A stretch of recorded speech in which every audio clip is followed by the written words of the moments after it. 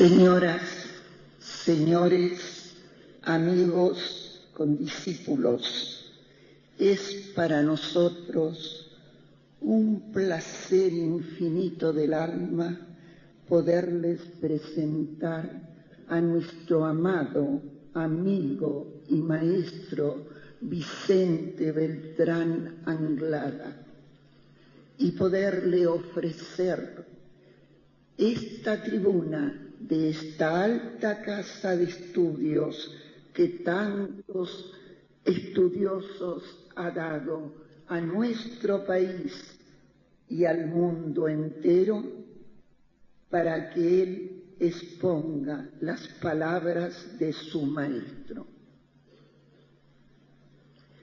No vamos a ir a exponer su biografía. La tienen ustedes en sus manos y van a poder conocerla detenidamente en su casa. Queremos compartir con ustedes algunas reflexiones sobre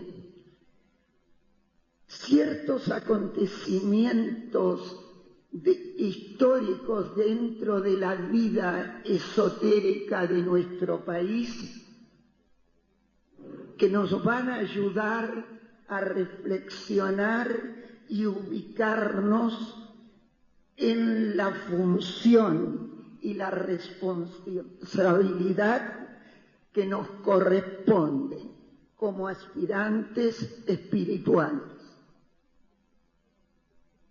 Por los años 30 llegó a nuestro país un español cuya humildad, cuya sencillez, cuyo desapego hizo historia dentro de todos los que tuvieron la suerte de conocerlo. Se llamaba Francisco Brualia. A su luminosa memoria dedicamos también este acto. Don Francisco Brualia había recorrido Europa, fue luego a Norteamérica y eligió radicarse en Buenos Aires. Creó allí pronto un grupo de estudios que llamó Sofía. Él ya era un estudiante luminoso de la escuela que creara el maestro tibetano, específicamente de sus libros. El grupo Sofía estudió todo lo que el maestro les fue dando. Más tarde surgió de ese grupo una revista que se llamó Sofía. La revista Sofía trajo muchos años, poco a poco, la luz del conocimiento de la sabiduría eterna a nuestras playas.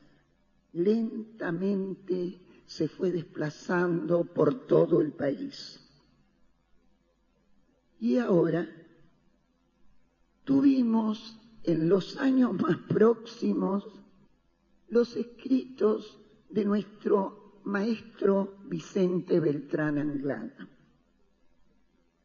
Poco a poco, los que conocíamos las enseñanzas del tibetano fuimos interesándonos de más y más en sus artículos, hasta que llegamos a consustanciarnos con ellos y luego a ir estableciendo ya vínculos fraternos con un hermano desconocido que pronto fue entrando en nuestra mente y en nuestro corazón. Hoy lo tenemos con nosotros. Ha sido un trabajo fuerte de la voluntad de todos ustedes. Lo hemos conseguido porque estamos entrando en los carriles de la unidad. Ahora, tenemos que reflexionar como argentinos sobre la palabra unidad, fraternidad, unificación, que fueron apareciendo constantemente en la palabra de nuestro hermano Vicente. En todas sus cartas, él nos insinuaba siempre a todos, sea donde estuvieran sus correspondientes, la necesidad de la unificación latinoamericana. Y a ese punto vamos. ¿Qué ocurrió en el mundo esotérico para que Buenos Aires recibiera a estos dos discípulos mundiales? Se interesó en la jerarquía en nuestro país probablemente, y hoy estamos ante un glorioso día, hasta días que estamos viviendo, no sabiendo cómo absorber tanto bien, pero al mismo tiempo adquiriendo una tremenda responsabilidad. Tenemos que desarrollar en nuestro país, como país, el Ani Yoga, la yoga del corazón, que hará que toda idea se unifique, sea una, que las mentes se unan, que la mente no destruya la realidad. Y ese es un trabajo muy difícil. El premio, la suerte, la felicidad que los argentinos hemos recibido significa deber, significa anular el yo separado, y eso es lo más difícil que se nos puede requerir. Máxime a nosotros que somos un pueblo creado por tantas razas, por tantas diferencias, condicionamientos étnicos, tenemos forzosamente que aprender a acallar el yo separado. Esa será la forma de salir del conflicto y entrar en la armonía. Nuestras mentes, las mentes de todos ustedes, tienen que empezar a pensar en unidad. Pensar en unidad para este conglomerado que es el espíritu de la Argentina, y proyectarnos a esa otra entidad viviente que es América Latina. Y entonces, posiblemente, si nosotros tenemos nuestro corazón despierto, podrá hacerse realidad el sueño de Bolívar y San Martín. Nada más.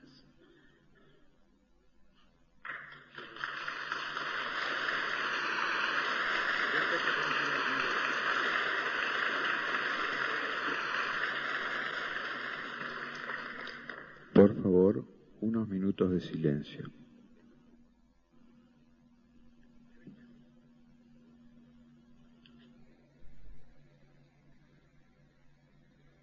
Todos los seres humanos buscamos la misma cosa: la paz. Este sentimiento inefable de beatitud que nos libere de las condiciones ambientales.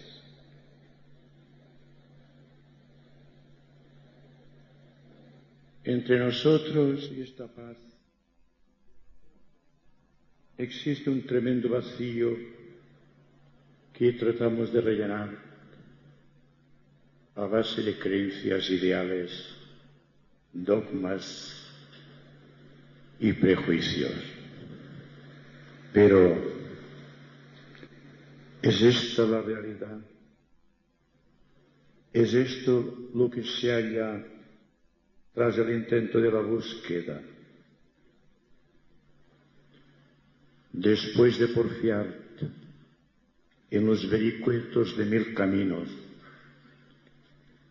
nos damos cuenta un día de que hemos salido constantemente de nosotros mismos,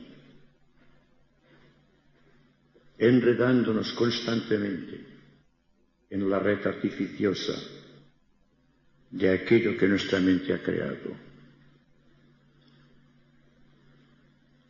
Y hemos reconocido finalmente, después de una tremenda etapa de sufrimiento, que nunca debimos salir de nosotros mismos, pues allí dentro del corazón se halla el asiento de la paz que tan anhelantemente buscamos.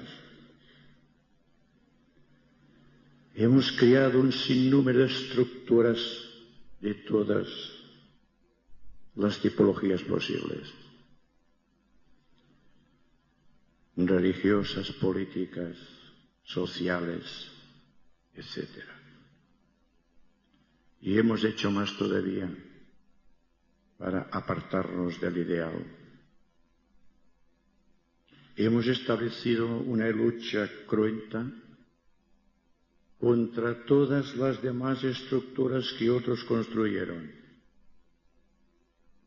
Y este ha sido el morbo, la causa del malestar creciente del mundo, de las crisis psicológicas dentro de la humanidad, de este incesante flirt a través de múltiples ilusiones, buscando la verdad. Es por tanto necesario, si nos damos cuenta de esta situación mundial que todos hemos creado, que rectifiquemos nuestra actitud, que dejemos de crear estructuras basadas, sea en la esperanza o sea en el miedo, sabiendo que existe una ley única para todos, que a todos nos unifica y que por tanto no pertenece a ninguna estructura, sea de la clase que sea. ¿Qué puede haber entre nosotros y el ideal, salvo nosotros mismos convertidos en ideal? ¿Qué puede existir entre nosotros y la paz, salvo la paz que está en nuestro corazón? El pensamiento, las modificaciones y cualidades de la mente han establecido una barrera entre nosotros y los demás. Por lo tanto, la mente se ha convertido en un instrumento inútil desde el ángulo de vista del espíritu. Y hay que reorientar todas las actividades de la mente para crear algo superior. Algo que esté más allá y por encima de toda posible construcción humana. Algo que esté sustentado en la fe del corazón, cuyo enlace es lo eterno. Estoy seguro que todos cuantos han venido aquí ha sido porque en el fondo de su corazón no han encontrado todavía la paz que están buscando. Quisiera decirles ante todo que no voy a señalar ningún camino, porque no hay ningún camino hacia la paz, pues la paz somos nosotros mismos. Hemos establecido un código de valores sociales, no siempre justos, y nos atenemos a ellos. Somos unos esclavos de la tradición, de todos los códigos establecidos a través del tiempo. Cuando somos incapaces de resistir la presión de esos acontecimientos, nos refugiamos en una estructura. Y la estructura que aparentemente tendría que liberarnos se convierte en otra cadena, en otra ilusión, en otra prisión, en otra cárcel. ¿Qué hay que hacer entonces desde el punto de vista esotérico, desde el punto de vista profundamente analítico, sino tratar de pensar en proporciones ultradimensionales hasta un punto en que la mente quede desguarnecida de todo efecto temporal y desnuda de toda cualidad? Y esto es muy difícil de realizar, pero hay que intentarlo a toda costa si realmente estamos interesados en valores humanos y no simplemente en adormecer nuestra conciencia al amparo de los prejuicios, los temores y las esperanzas en el futuro. La verdad, la paz, todo cuanto signifique un enaltecimiento de nuestras mejores facultades, están aquí y ahora. No están ni en el pasado ni en el futuro.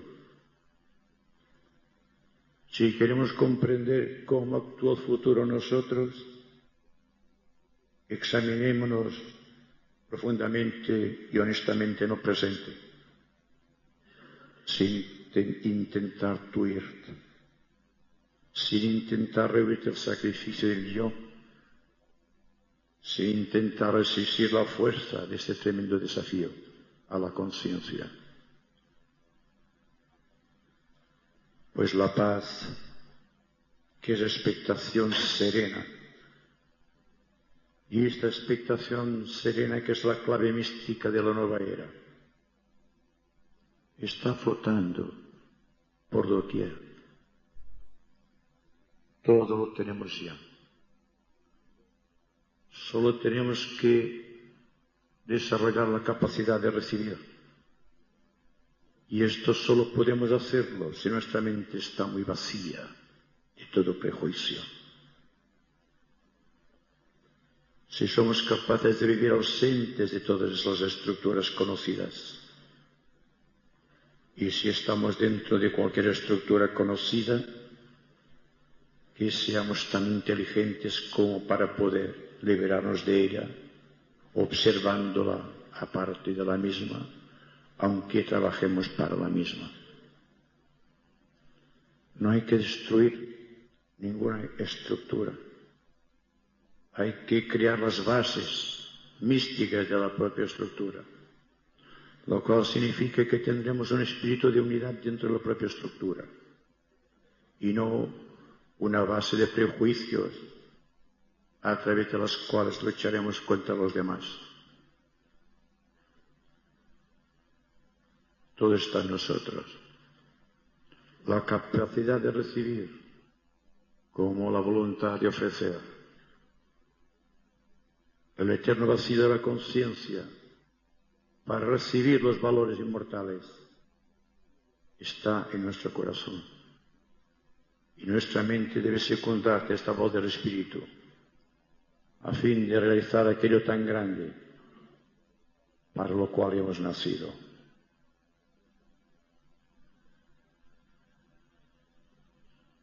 Ustedes son esta fuerza, ustedes son esta paz. Ustedes pueden construir algo nuevo, porque esto algo nuevo está en ustedes. Y este algo nuevo triunfa por encima de toda posible estructura. Si ustedes comprenden esta realidad, estoy seguro que triunfarán de ustedes mismos. habrán liberado una considerable parte de energía destinada actualmente solo a vitalizar los pequeños prejuicios que surgen de las pequeñas estructuras que hemos creado.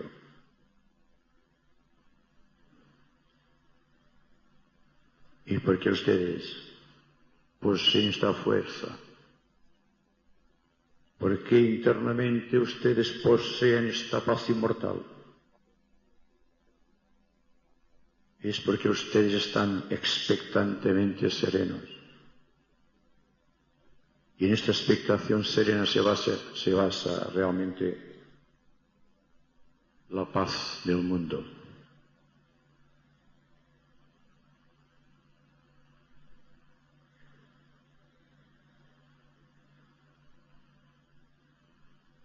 Contestaré a todas sus preguntas.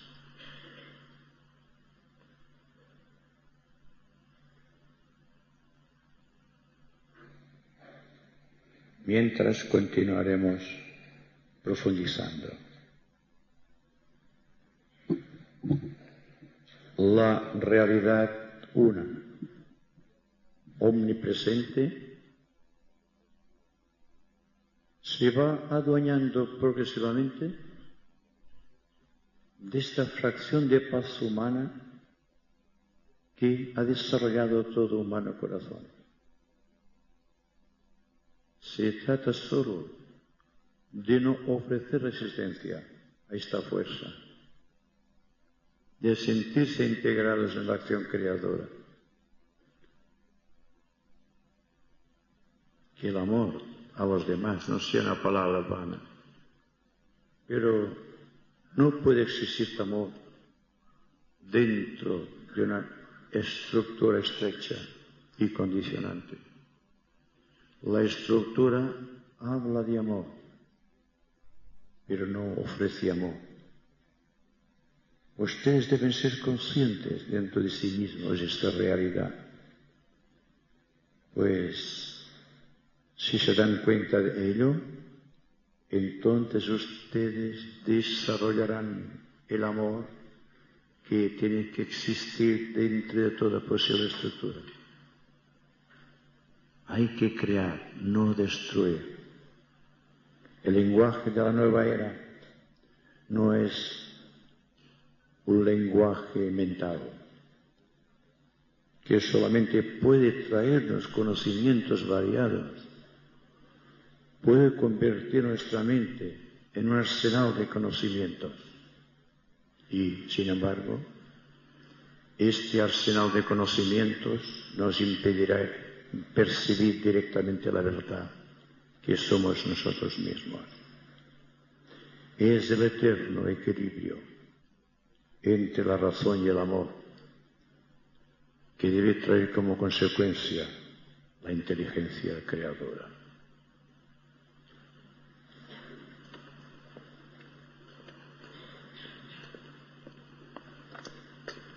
Sí, es una pregunta muy simple. Quería saber cuál de los cuerpos es, la limpieza, esto trata, es más bien particular. ¿Qué cuerpos hay que ir purificando primero? Y si hay necesidad de purificarlos, porque hay muchos casos, por ejemplo, como el de Madame Blavatsky, que era carnívora y que fumaba. Y como Alice Bailey, que decía que una vez que el hombre ha dejado de comer carne, o sea, se ha hecho vegetariano, ya no importaba que comiera o no carne. O sea, la purificación tiene que ser de abajo hacia arriba o de arriba hacia abajo. Mire usted, el asunto de las disciplinas de los cuerpos ha constituido la preocupación de todos los discípulos de todos los tiempos. Yo por sistema nunca me comparo ni trato de compararte a nadie, porque cada cual tiene su propia singularidad y es a través de la singularidad propia que uno va adentrándose por este camino infinito de la paz. Importa muy poco si Madame Blavatsky comía carne y fumaba, o si esto sucedía igualmente con otros grandes e ilustres adeptos de la jerarquía o grandes iniciados. Desde el ángulo de vista de la vida y no de la forma, ellos cumplieron una misión importante. Fue la de presentar al mundo esto que estamos recogiendo como frutos de beatitud y de suficiencia. Nos trajeron el aliento de la gran fraternidad blanca. Lo que hicieron en sus vidas personales es tan poco importante, ¿verdad? Vista su obra tremendamente creadora, que no tiene mucha importancia su consideración. Pero yo les diría a ustedes que primero hay que buscarte el reino de Dios y después lo demás, lo que se nos da por añadidura.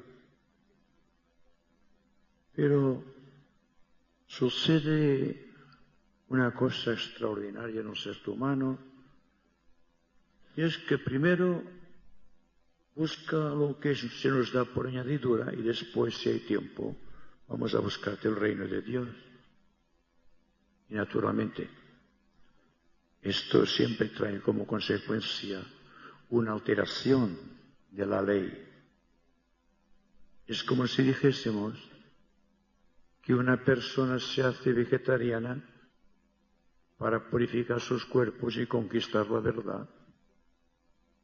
Pero si conquistamos la verdad, entonces purificaremos todos los cuerpos, porque estaremos en contacto con la pureza de la creación. Yo les hablo siempre desde el punto de vista del propósito espiritual y no de la forma como el espíritu se manifiesta en cada uno. Pues esto sería alterar en cierta manera las leyes de la creación, que le dan a cada cual su medida. Existe un principio único de jerarquía entre todos los seres que constituyen la humanidad. Pero cada uno de estos seres se vive su propia jerarquía. No existe una lucha de jerarquías. Y sin embargo hay luchas dentro de los pequeños grupos, dentro de las pequeñas estructuras, dentro de la pequeña mente del hombre. Y es aquí donde está el peligro. Porque cuando la mente es pequeña, no puede captar lo cósmico de la creación. Se basa siempre en retazos de ideas. Nunca abarca la idea total.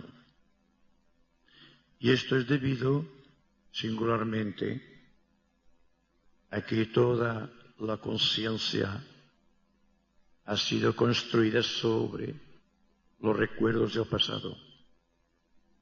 Nada tenemos del presente.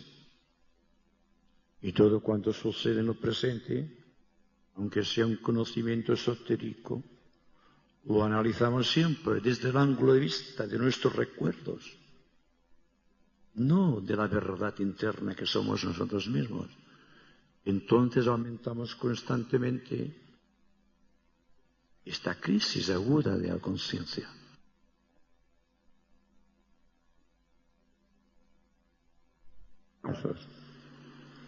Porque ninguna estructura le ha ofrecido la paz que tan anhelantemente está buscando a través del tiempo.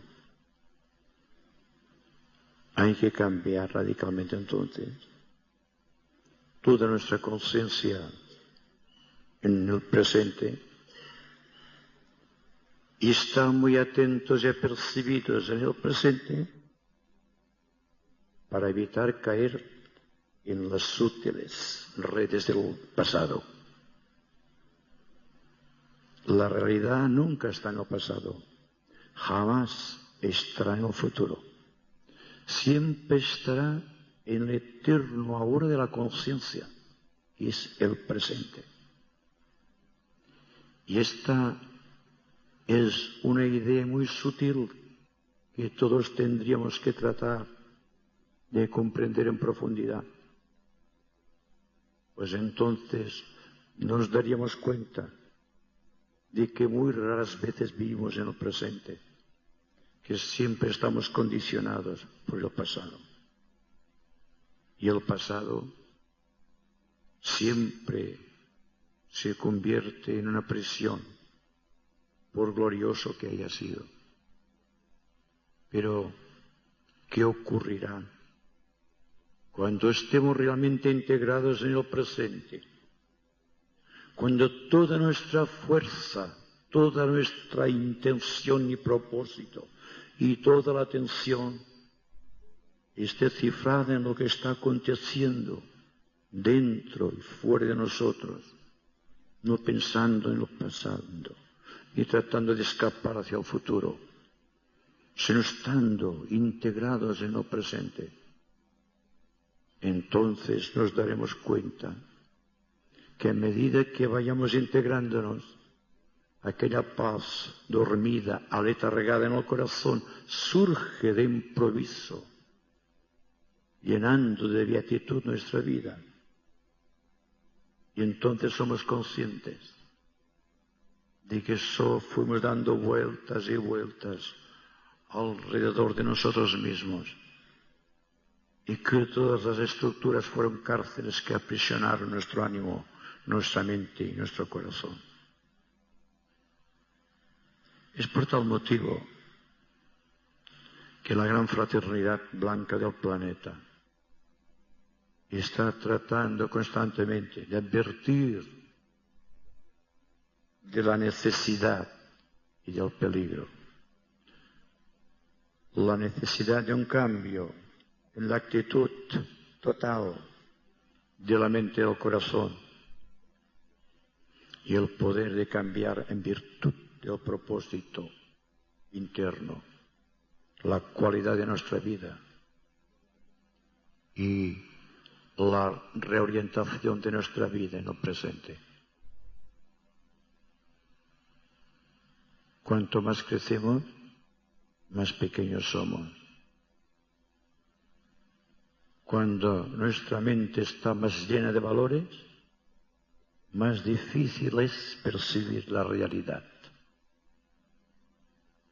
Dense cuenta, si ustedes son analíticos, que no les digo destruid la mente para albergar la verdad, sino que digo aduéñense de la mente, que la mente sea creadora, que no constituya un foco de infección que puede alterarte el equilibrio de todo nuestro ser. Y solo ahí un verdadero remedio es la expectación, es la atención suprema a todo cuanto sucede en los niveles del tiempo.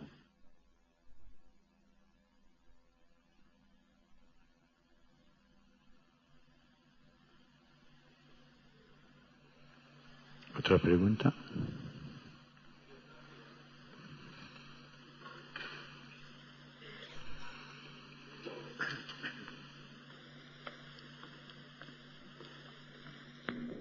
Señora Anglada,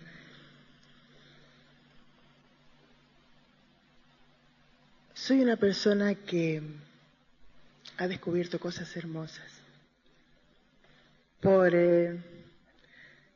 esa divina palabra que es amor, pero no el amor específico, sino el divino ese que se entrega a todos por igual, sin pensar como madre, ni como esposa, ni como hermana. Todos, absolutamente todos son iguales. Entonces, conversando con una persona, le expliqué ciertas cosas que me sucedían. Y es como usted dice, cuando uno desea las cosas y son puras, tocan a la persona a quien se les envía. Pero a la vez me alertó un poco agresivamente sobre el karma, que yo no tenía ningún derecho a querer cambiar la vida de las personas. Es decir, entendía por cambiar la vida de las personas, para mí es una cosa muy normal, desear la felicidad de todo el mundo, la paz del mundo, la unión de los seres, la curación de los enfermos, que la gente sea feliz, que sepa que es exactamente como usted dice, está dentro nuestro. Entonces yo le dije que voy a seguir en lo mío porque me hace sentir muy bien y puedo hacer sentir bien a todos los seres, no importa quiénes sean, si son negros, si son blancos, si son pobres, si están tullidos, si son ignorantes por una determinada tara o por lo que sea, porque yo también lo soy. Tengo la ignorancia de los libros, porque nunca pude cultivarme. Lo he hecho como he podido y porque me interesó, pero fue para volcarme a los demás. Entonces pienso y le pregunto muy respetuosamente si estoy equivocado o este señor tomó una posición muy cómoda, porque para vivir para los demás es renunciar a uno mismo. Eso quería preguntarle. Gracias. Sí. Y Dios lo bendiga por estar acá.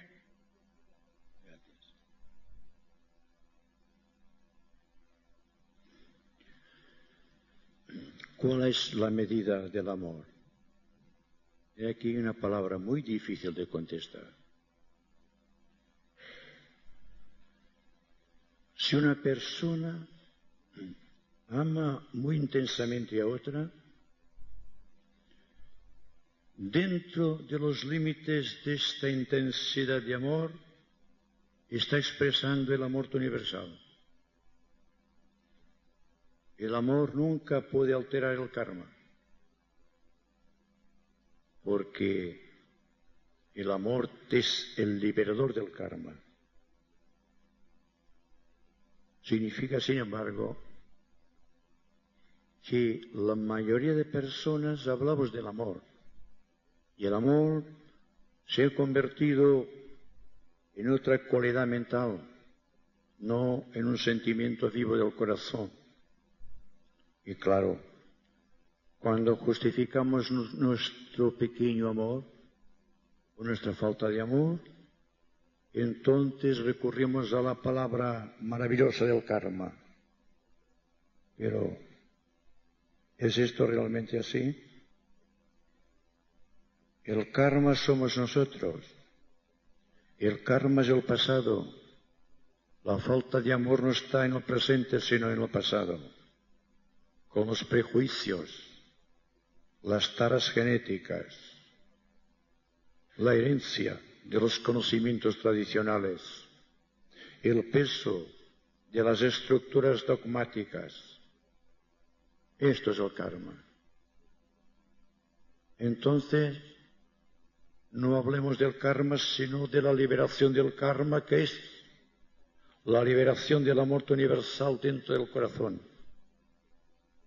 Y esto solo se consigue amándonos profundamente los unos a los otros, ya sea en el campo profesional, en el campo particular, en el campo de relaciones humanas, en nuestra familia y en nuestro grupo. Entonces nos daremos cuenta de que realmente existe algo universal en nuestro amor. Y nuestro amor ha sido tasado, ha sido medido, ha sido estructurado. Y con esta pequeña estructura, con nuestra pequeña medida de amor, queremos abarcar la totalidad del amor universal. Y esto es imposible, porque la verdad, el amor, la justicia, la libertad, incluso la palabra democracia, son palabras solamente si no las vivimos primero en el corazón. Esto es exactamente lo que en esencia quería decirles. Y que toda esta fuerza, el enigma de todo ser vivo, consiste en aprovechar los resortes de su pequeña medida, tratando de engrandecerla constantemente hasta constituir un verdadero canal de distribución de las energías cósmicas. No hemos arreglado ninguno de los problemas sociales de la Tierra todavía. Estamos llenos de miseria, de enfermedades y de crisis que conducen a guerras cruentas y dolorosas. Y esto sucede porque estamos luchando todavía dentro del corazón. Nosotros somos un cuerpo unido, me refiero a la humanidad. No somos entidades separadas, aunque estemos dentro de distintas estructuras. Somos algo unido de tal manera que el sufrimiento de uno engendra el sufrimiento de los demás. No podemos decir se lucha en el Vietnam, por ejemplo, o en Asia, o en España, o en la República Argentina, donde existe un grupo de hombres luchando contra otros. Está luchando allí la humanidad. Y para evitar esto hay que tener paz en el corazón, porque al menos no contribuiremos con nuestro óvulo, con nuestra aportación al desangramiento de los pueblos que enriquecen solamente a poderes establecidos, que no persiguen otra cosa que intereses de tipo personal. Hay que despertar a esta razón superior. Hay que darse cuenta de que vivimos más allá y por encima de estas pequeñas miserias. Y que, por tanto, lo más inmediato, lo que interesa mayormente, es despertar esta paz inmensa en el corazón y transmitir este amor, esta radiación, esta paz, esta beatitud hacia todos cuantos nos rodean. Que los demás sientan esta paz, que sientan este amor, esta potencia viva del corazón,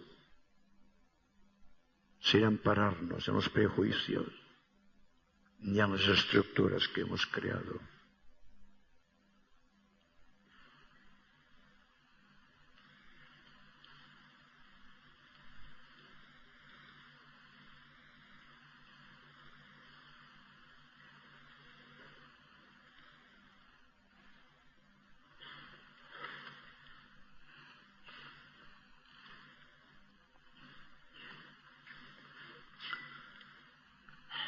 Permítame hacerle humildemente una pregunta que quisiera contestar, que me conteste.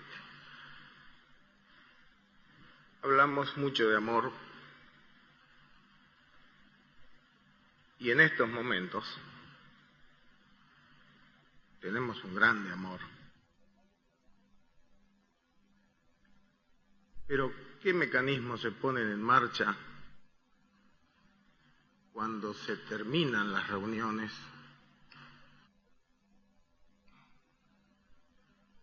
y llegamos a nuestra casa y, por así decirlo, peleamos o discutimos o nos ponemos en malo con aquellas personas que nos rodean? Esa es mi pregunta, señor Anglade, y humildemente le pido si me la puede contestar. Si hay amor en el corazón,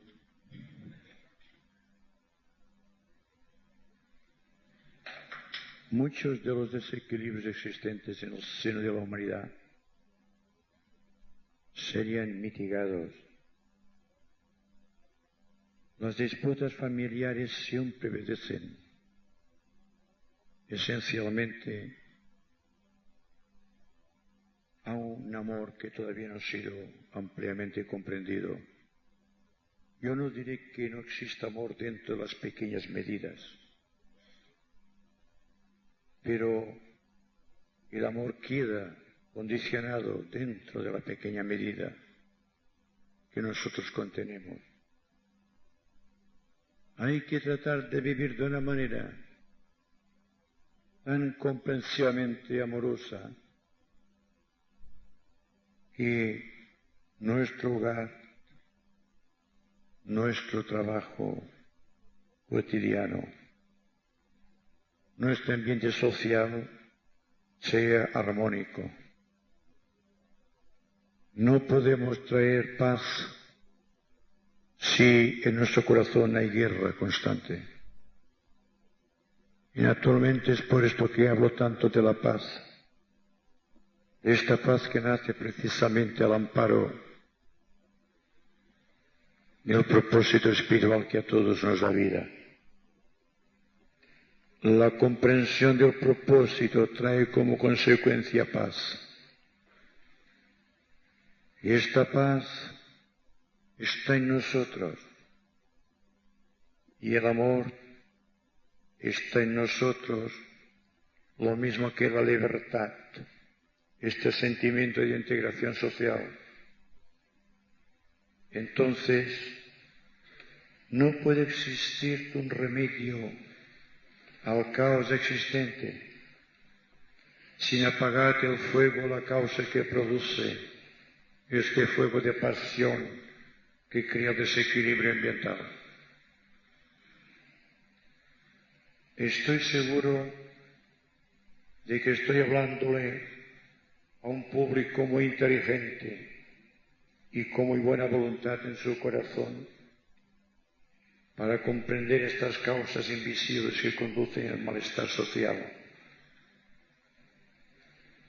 Si nos damos cuenta de que sutilmente estamos integrando este fuego promotor de pasiones que desencadenan conflictos y traen sufrimiento, entonces nuestra conducta cambiará no por la disciplina, sino por la comprensión.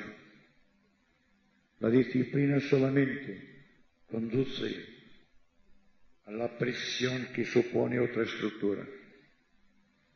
En cambio, el amor te ofrece la serena ruta que lleva a la liberación social de todo impedimento.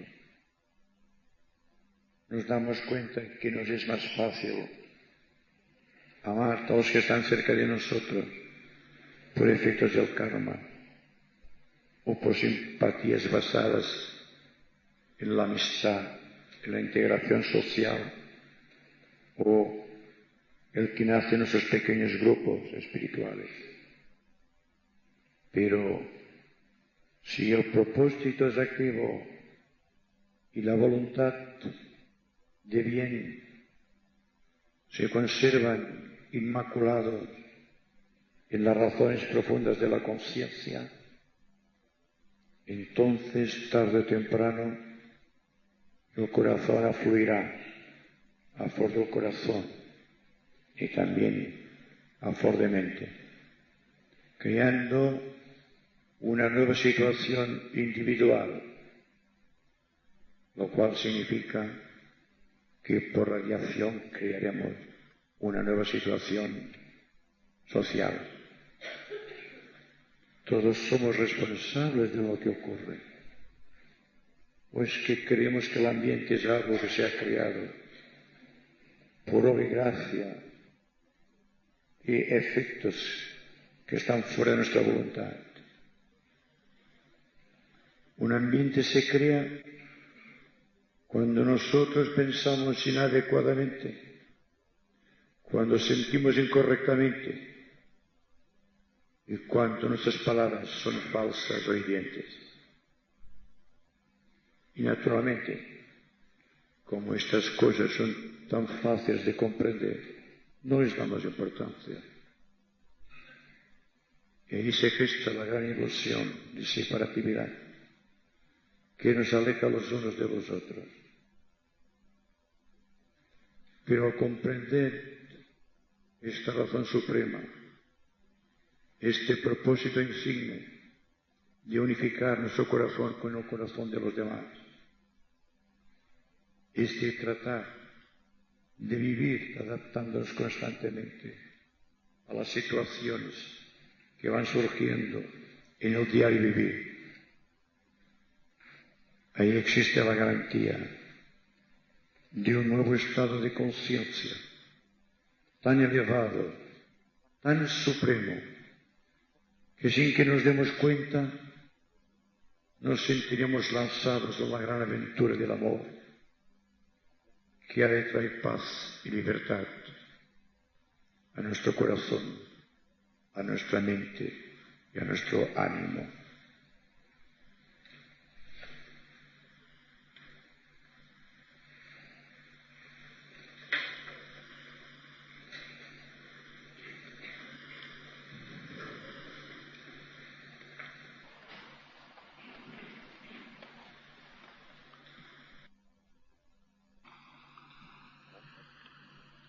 Señor Anglada, mi pregunta está relacionada, si podemos saber, a través de usted, cuáles son las notas adecuadas para la pronunciación del OM y la U. También quiero pedirle que nos hable del espíritu de compasión y, si es posible, sobre la imposición de manos. Muy bien. Gracias.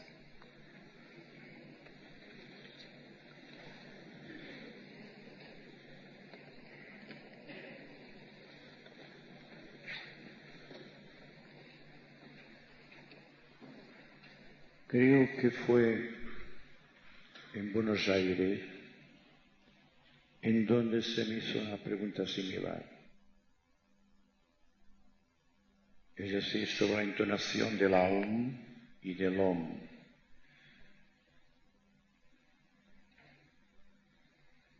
Como ustedes saben, el om y el aum son voces o mantras sagrados que son sintetizaciones de notas cósmicas y que, por tanto, deben ser pronunciados correctamente para poder producir resultados ambientales o para crear un impacto en los éteres que nos circundan. Pero debido a nuestra condición humana, tan llena de dificultades de apreciación del valor de un sonido, ni cómo un sonido se convierte en un color, y cómo el color te origina una forma geométrica, lo cual implica penetrar ocultamente en los éteres. Y hay que tener clarividencia y clariaudiencia para poder percibir los colores y oír los sonidos. Pero yo siempre he dado una nota clave para la comprensión de esta verdad implícita en los mantras sagrados. Diré ante todo, para una comprensión esotérica, que el triple mantra Aum pertenece a la expresión del Espíritu Santo o de la tercera persona de la Trinidad, mediante cuyo triple sonido se crea el reino animal, el reino vegetal y el reino mineral. Y también del Aum se crea el cuerpo mental del hombre, su cuerpo emocional y su cuerpo físico. Entonces, si el yo, el pensador, es capaz de pronunciar adecuadamente la nota que corresponde a cada reino o la nota que corresponde a cada cuerpo humano, automáticamente suscita una vibración mágica que se traduce como integración. Pero, ¿cómo saber la nota A, U, M que corresponde a nuestros cuerpos para integrarlos? Entonces, habrá que elevar la conciencia a un nivel de tipo superior.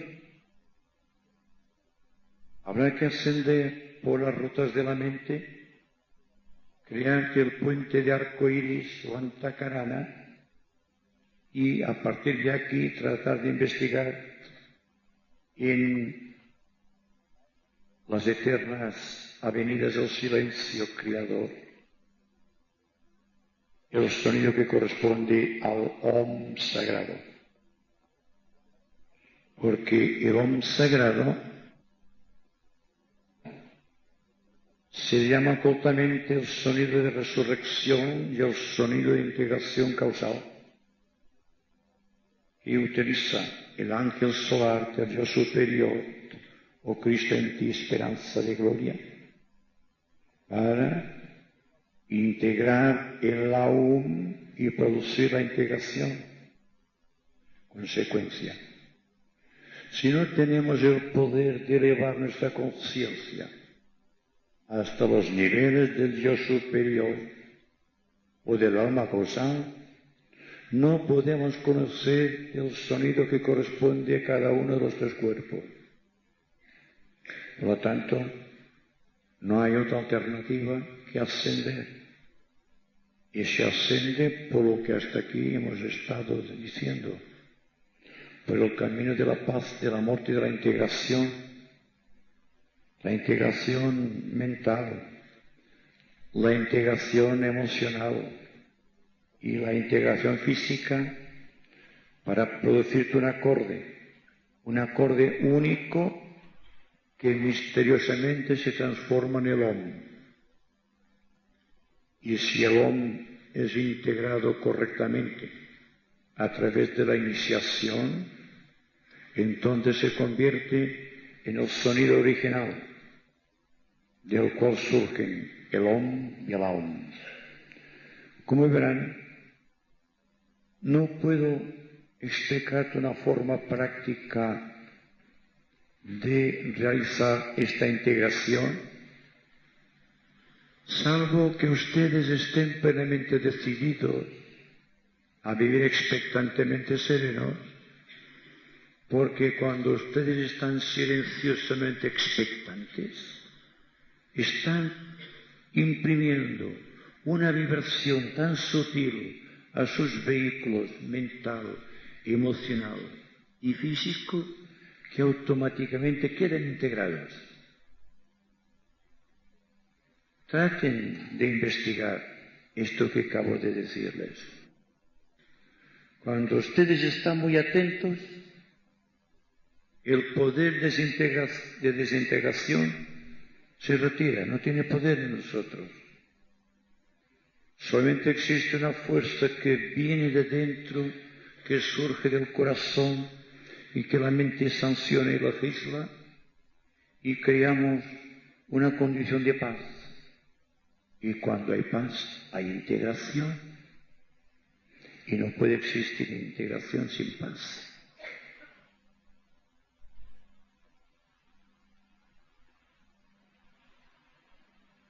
Es lo que está ocurriendo ahora.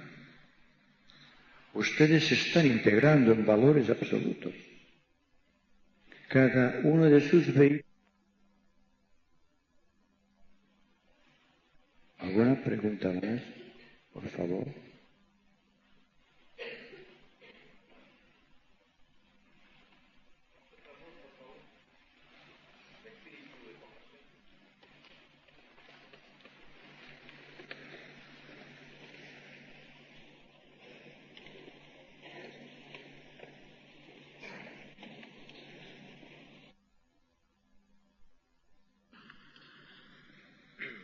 Perdón, señora Anglada. Había pedido también lo relacionado con el espíritu de compasión. ¿El espíritu de salvación? No. El espíritu de compasión. El espíritu de compasión. Sí. Y también sobre lo que usted menciona en uno de sus escritos, sobre la imposición de manos. Naturalmente que el espíritu de compasión no puede surgir si no hay una plena integración de los vehículos. Y cuando existe un vehículo integrado, puede ser el vehículo emocional. No hay peligro en imponer manos si hay integración. Pero cuando la integración es triple, es decir, cuando existe una integración de la mente, del corazón y del ánimo, entonces se produce un sentimiento desconocido que es la compasión. Y la compasión nada tiene que ver con la imposición de manos. Es una irradiación que surge del corazón y que se transmite a través del vehículo etérico. Entonces todo está unido dentro del misterio implícito en los sagrados mantras. El Aum, que corresponde al triple vehículo, y al Om, que corresponde al espíritu de compasión de Cristo. En la fuerza mística y el plano causal se halla la eterna venida de la compasión. Una persona que sienta compasión, realmente compasión, no sentimentalismos vanos, esta persona curará por radiación. Porque no se puede sentir compasión sin sentir al propio tiempo un sentimiento infinito, indescriptible de paz.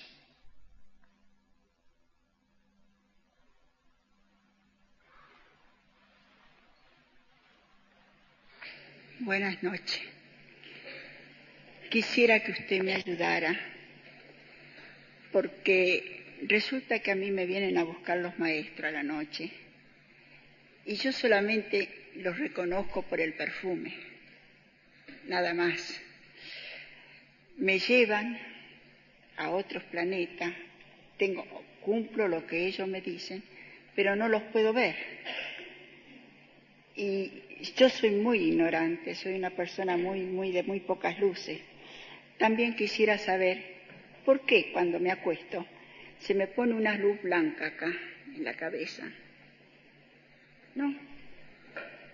¿Usted la ve, esta luz blanca? Sí. Entonces usted no es esta luz. Que usted no es esta luz porque el observador siempre está contemplando aparte de sí mismo. Si no, yo me acuesto y la luz está acá arriba. Bueno. ¿No? Pero está todo apagado. Muy bien, comprendida la pregunta, ¿eh? Muy bien. Gracias. Bueno, todo el mundo puede sentir efectos sensibles en los mundos invisibles. Puede ver luces, oír sonidos, ruidos a su alrededor y preguntarse extrañado, ¿qué es esto que me ocurre? No quisiera exagerarles la nota psíquica, porque basándome en mi propia experiencia, pude decirles que la presencia del Maestro se manifiesta en forma de paz. No existe nada sensible dentro o fuera de ese sentimiento de paz. Pero cada persona tiene sus propias experiencias. Y yo no discuto nunca estas experiencias porque las considero sagradas y de tipo muy personal. Solamente puedo decir lo que siento internamente en mí como una experiencia. Y por lo tanto, poco puedo decir acerca de las experiencias de los demás, salvo que en todo corazón existe un fondo de sensibilidad que le conecta a veces con los mundos invisibles, donde hay tantas cosas que aprender. Quizá una de las razones mayores que traerán como consecuencia la nueva era es el poder que tendremos todos los humanos de ser clarividentes en los mundos invisibles, para ver qué es lo que sucede a nuestro alrededor. Será una conciencia de la humanidad, no una simple conciencia personal. Será el poder de ver lo que existe en la cuarta, quinta y sexta dimensión del espacio y ser conscientes en estas dimensiones para producir los nuevos tipos raciales que utilizarán más la mente superior que la mente concreta y el corazón búdico más que el corazón emocional, como sucede hasta ahora. Pero estamos todavía muy lejos. Yo hablo de un presente inmediato que tiene mucha importancia para nosotros. Es esta importancia que se trasluce en el ánimo de todos ustedes. Ustedes están tratando de descubrir este océano de paz en su corazón. Es por esto que ustedes triunfarán. Y ustedes son realmente maravillosos en el sentido de que están tratando de hallar aquello por lo cual suspiraron todas las generaciones que nos precedieron. Esta paz silente, misteriosa, envolvente, que se apodera de todos nosotros, es la garantía suprema de un orden social nuevo, basado en la equidad, la libertad y la justicia. Si ustedes mantienen este ánimo, ustedes harán una gran República Argentina, llena de libertad, porque ustedes la habrán conquistado dentro de su corazón primero. Y por radiación, ustedes la transmitirán al ambiente social de su país. Quisiera despedirme hoy de ustedes con estas palabras de aliento. Ningún país es rico, bello y floreciente si sus hijos se apartan de la realidad y viven al amparo de la mezquindad y la injusticia. Cuando existen grupos esotéricos de la categoría espiritual de ustedes, la jerarquía ve puntos de apoyo para su voluntad de perfección de la humanidad y les envía a ustedes rayos de luz que penetran en ustedes, que aligeren su karma, que presionen su corazón y dejen su mente abierta a las nuevas formas de pensamiento que van introduciéndose dentro de la humanidad por efecto de la sanción cósmica. En realidad, no existe separación alguna entre nosotros. Los continentes no están separados, ni las naciones, ni los pueblos dentro de estas naciones, ni los hombres entre sí. Cuando existe el aliento de lo superior dentro de los hombres y las mujeres, cuando existe un ferviente propósito de acción y una buena voluntad, constantemente tratando de reducir las asperezas de nuestro yo, Ustedes están creando la nueva Argentina. La Argentina que desea la gran fraternidad blanca, en nombre de la cual les estoy hablando en esos momentos.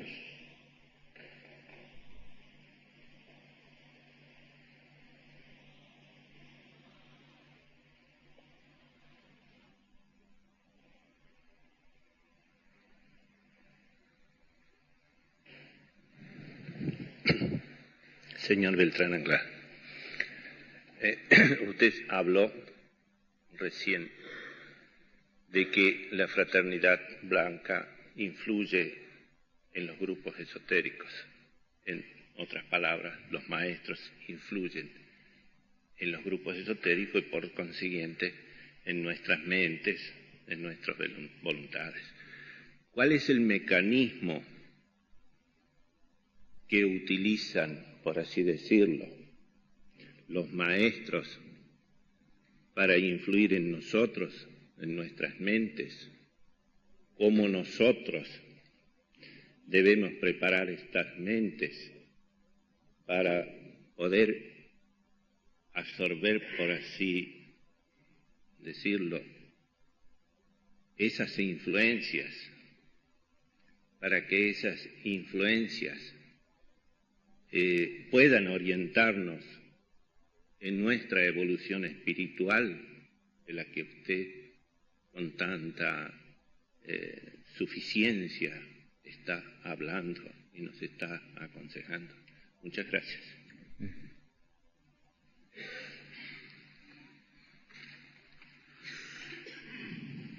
La gran fraternidad, los maestros que integran esta gran corporación de seres perfectos que antaño fueran hombres, se manifiesta a los hombres por el mecanismo, si usted prefiere esta palabra, de la buena voluntad. Si existe un espíritu de buena voluntad en el hombre, en el ser humano, si esta buena voluntad resiste el paso del tiempo, si esta voluntad persevera constantemente hasta llegar a un punto en que descubre el secreto íntimo del corazón, entonces tendremos siempre influenciando nuestra vida a aquellos que son llamados muy justamente los hermanos mayores de la raza. Y la gran fraternidad está esperando ansiosamente, si puedo expresar este término, que la humanidad despierte el corazón a través de la buena voluntad, porque la mente técnica ha fracasado para infundir amor y comprensión en los corazones de los hombres. Tenemos grandes mecanismos técnicos y grandes descubrimientos científicos, pero ¿ha traído esto paz al mundo? No existe un valor ético y moral a la altura de lo técnico todavía. Por tanto, la jerarquía se manifiesta mayormente en las mentes sencillas y en los corazones puros. Por aquí, en esas dos palabras existe la garantía de un nuevo mundo y de un nuevo orden social. El mecanismo se crea con la buena voluntad, y la voluntad es la venida de la paz, cuya forma más objetiva es la correcta relación. Entonces, no hay opción para el discípulo, para la persona integrada en valores absolutos. La buena voluntad y las relaciones correctas entre sí. Quisiera despedirme con esas palabras. Buena voluntad y correcta relación. Muchas gracias.